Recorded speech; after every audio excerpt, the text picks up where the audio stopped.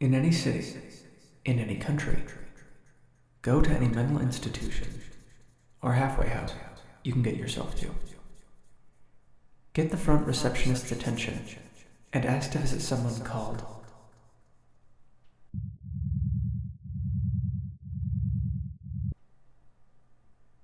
If the receptionist adamantly refuses to help you, immediately turn, leave the institution behind, and take the fastest possible route home. After a fortnight of hiding, you will know whether their trackers have found you. However, if the receptionist merely nods at you with a stony expression and gestures for you to follow, do so. He will lead you to a seemingly innocent-looking hospital room and leave. As soon as the door locks, push the bed aside to reveal a decrepit wooden trapdoor beneath. Use the bed to block the door. The clock is ticking, and the sentinels are already on their way. Open the trapdoor to find a dusty and grimy gray metal coffin in a shallow pit dug into the floor. Open the locks on the side and lift the lid. If the coffin is empty, lay yourself inside and close both the trapdoor and the coffin lid. If there is somebody already in there, well, I would recommend trying to snap your own neck before the coffin's previous resident does. You must lie inside the coffin for exactly 4 minutes and 13 seconds. Until this time, do not open the lid. What would come to pass if you did is beyond the description of mortal men. When the required time is passed, you may knock twice on the metal lid.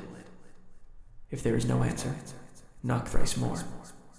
If the coffin trembles slightly in response, you may push the lid off. If the coffin remains silent, you know your life expectancy is now a minute at best.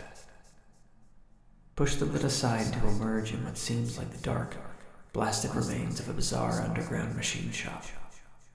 The blotched ochre metal walls and the gray dust of time over the disengaged, quiet computing devices speak in their own way about the hundreds of thousands of battles which were planned, organized, and miserably lost in the very same room you are now sitting in. As alien and intricate the machinery may be, don't dally. Raise to your feet and reach your right hand out to find a wall. Fumble around until you find a metal lever sticking out of it.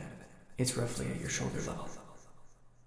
If the room starts to emit an increasingly loud whirring, do not panic. Instead, call out sternly into the blackness. It's the last piece of knowledge we require.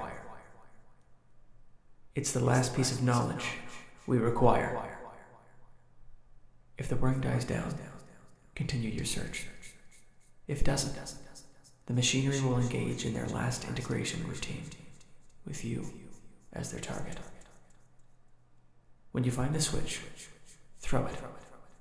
The last operational generator will start up with a painful whine, powering little else but the few good light fixtures around the floor.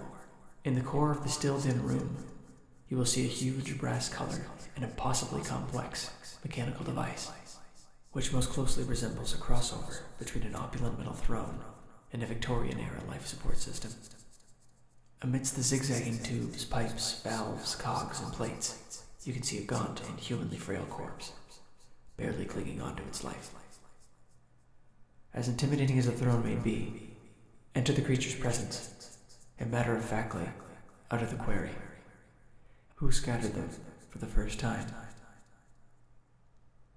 Your question sparks a new light in his milky gray eyes, and with the spite and frustration of countless generations in his raspy, mechanically amplified voice, he will recite to you all of the stories, all tales of vain heroism, every broken union, and all the heart-wrenchingly disappointing failures of all those who came before you. His contagious despair will punch through your skin, slither past your flesh, and pierce through your bones. But take heed not to lose your focus.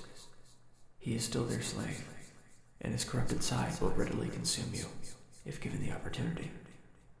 He will tell you of those who first knew of their convergence, how they scattered the objects and broke their unholy union, and what made those first fail and perish. When he is done, he will slowly and painfully extend his hand out to you from within the metal shell. Do not take his hand. Instead, cross your arms across your chest and exclaim, "Your flawed routines are not mine to embrace." Leaning against one of the mysterious devices is a thin, two-pronged metal staff. Grab it, and using all the power you can possibly muster, drive it through the only exposed vital part of his body, his head. His death will be swift. When his rotten body and the infernal device lie silent, reach inside the metal shell protecting the body, and fumble around the inner workings of the machine. As soon as your hand hits a part pulsing heat, yank it out. It should come off easily. Retreat as fast as you can back into the zinc coffin. You have killed the only entity which upheld the order of the place, and it won't be long until the room is going to unmake itself and crumble into the void. Slam down the lid, close your eyes, and if you are lucky, you will nearly instantly drift off into sleep.